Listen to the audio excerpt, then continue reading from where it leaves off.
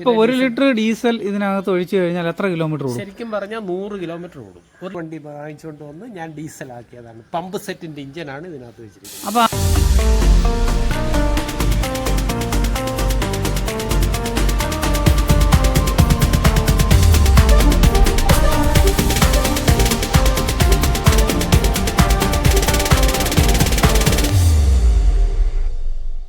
ചേട്ടാ, ഇത് ചേട്ടൻ്റെ ഈ ബുള്ളറ്റ് എത്ര വർഷം പഴക്കമുള്ള? 53 വർഷം പഴക്കമുള്ള വണ്ടിയാണ് ഈ വണ്ടിയോ? ഈ വണ്ടി 1972 വണ്ടിയാണ്. ഇതോ? ഇത് ഞാൻ വാങ്ങിച്ചിട്ട് 34 വർഷമായി. ഈ വണ്ടി അന്ന് പെട്രോൾ ആയിരുന്നു. ഏത് ഈ വണ്ടിയോ? ഈ വണ്ടി അങ്ങനെ നമ്മുടെ സർക്കാർ അലൗഡ് ചെയ്യുന്നുണ്ടോ ഇങ്ങനെ? പറ്റുമായിരുന്നു. അന്നൊക്കെ പറ്റുമായിരുന്നു. 35 വർഷത്തിന് മുമ്പ് ഇത് പറ്റുമായിരുന്നു.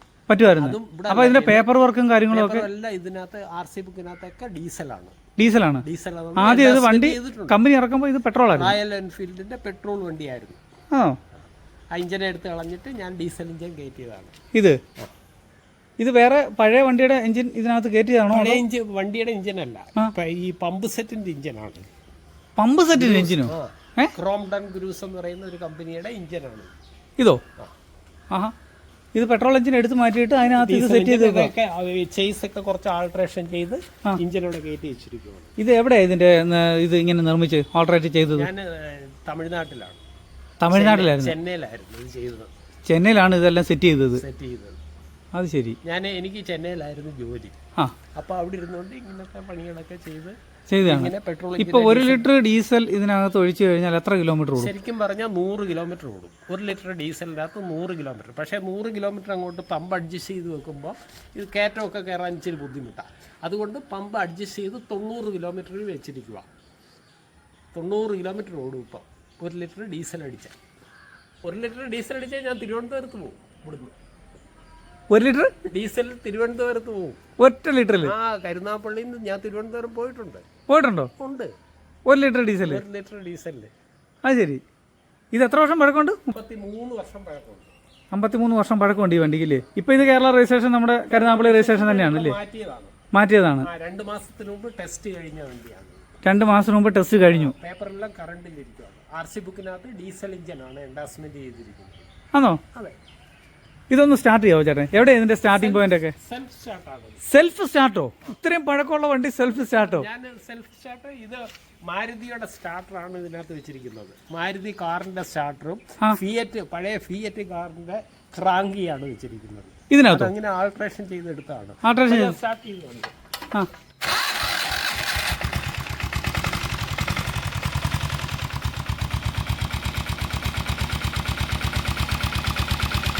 ഇതൊന്ന് ഓടിച്ച് കാണിക്കാവോ? ജസ്റ്റ് ഒന്ന് ഓടിച്ച് കാണിക്കാവോ?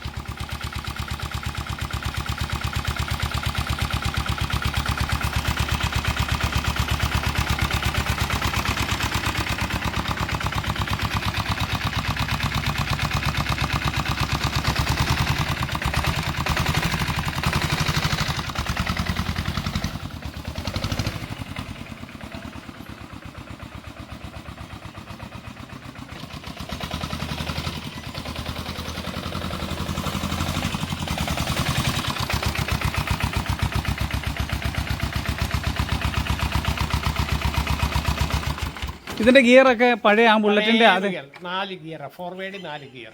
4 ഗിയർ ഇപ്പോഴും കണ്ടീഷൻ ഒരു കുഴപ്പമില്ല. പക്ഷേ ഇതുപോലെ ഒരു എഞ്ചിൻ ഞാൻ ഇപ്പോഴാണ് കാണുന്നത് കേട്ടോ. ഇതുപോലെ പമ്പ് സെറ്റിന്റെ എഞ്ചിൻ സെറ്റ് ചെയ്തെടുത്ത ഒരു ബുള്ളറ്റ് ഞാൻ ഇപ്പോഴാണ് ആദ്യമായിട്ടാണ് കാണുന്നത്. എത്ര രൂപ അന്ന് ചിലവായി ചേട്ടാ ഇതിന് ഇങ്ങനെ ഒരു ആൾട്രേറ്റ് ചെയ്യാനായിട്ട്? വണ്ടി ഞാൻ സെക്കൻഡ് ഹാൻഡ് 5000 രൂപയ്ക്ക് മേടിച്ചോ അന്ന്. 5000 രൂപയ്ക്ക്? പെട്രോൾ വണ്ടി 5000 രൂപയ്ക്ക് മേടിച്ച് ഇഞ്ചിനെല്ലാം എടുത്ത് കളഞ്ഞിട്ട് മൊത്തം ഇഞ്ചിനെല്ലാം പറ്റിയപ്പോൾ അന്നൊരു 25000 രൂപ. എത്ര വർഷം മുമ്പാ? 30 വർഷം മുമ്പ്. 30 വർഷം മുമ്പ് 25000 രൂപ മുടക്കി ഈ ഡീസൽ എഞ്ചിൻ കയറ്റി. ഇന്ന് 90 കിലോമീറ്റർ ഓടാം. 90 കിലോമീറ്റർ. ഇപ്പോൾ ഒരാൾ 1.5 ലക്ഷം രൂപ തരാമെന്ന് പറഞ്ഞു വണ്ടിക്ക്. ഈ വണ്ടിക്ക് കൊടുക്കുന്നില്ല എന്ന് പറഞ്ഞു. ഇപ്പോഴും ചേട്ടൻ ഇതിനകത്ത് തന്നെ യാത്ര ചെയ്യുന്നത്? ഇതിനകത്ത് തന്നെ യാത്ര ചെയ്യും.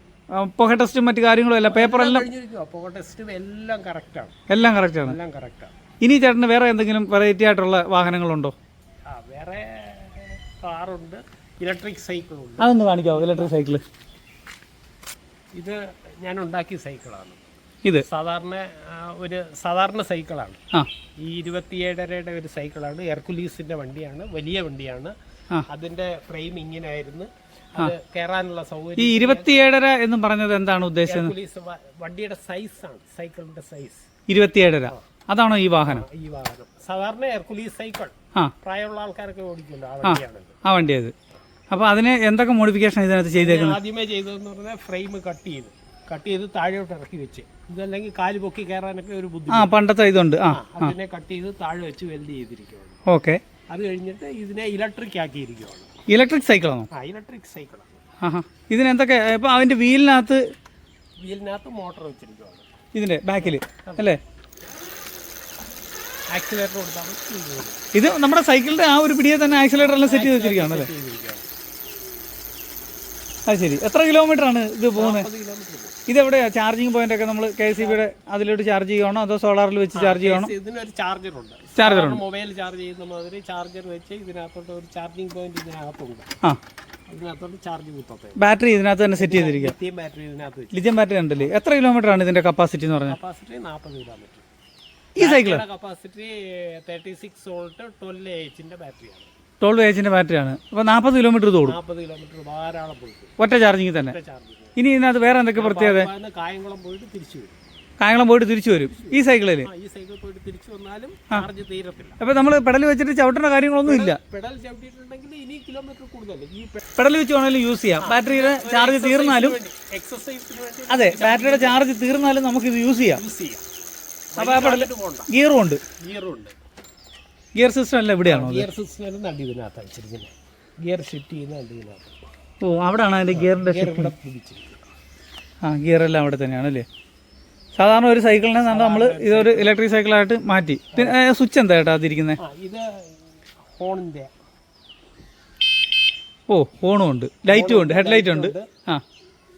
ഇവിടെ ഒരു ലൈറ്റ് ഉണ്ട്. ഇത് വണ്ടി എന്നുള്ളത് ഇത് സാധാരണ ഒരു ലൈറ്റ് വെച്ചിരിക്കുകയാണ്. ഇത് ഈ മോട്ടർ ഇതിൻ്റെ ബാറ്ററി എന്നുള്ള ലൈറ്റാണ്.